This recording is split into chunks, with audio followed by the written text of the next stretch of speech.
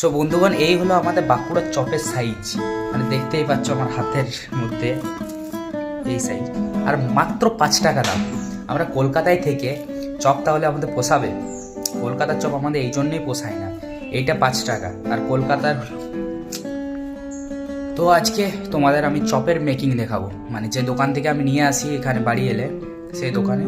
চলো দোকানে যাওয়া যাক।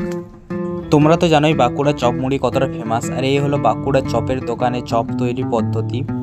আমাদের মাননীয় পিসি তো বলেইছে চপ মুড়ি শিল্প তৈরি করো, আর আমাদের বাঁকুড়ার মানুষজন সেটা একটু বেশি সিরিয়াসলি নিয়ে নিয়েছে।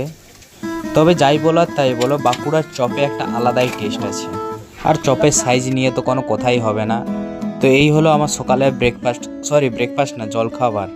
তো এটা দেখে একটা ফেমাস ডায়লগ বলতে খুব ইচ্ছে হচ্ছে, একটা চপ আনলিমিটেড মুড়ি সঙ্গে এক টুকরো পেঁয়াজ আর মূলো, মাত্র 10 টাকা, যাতে হবে না ট্রেনের টিকিটও।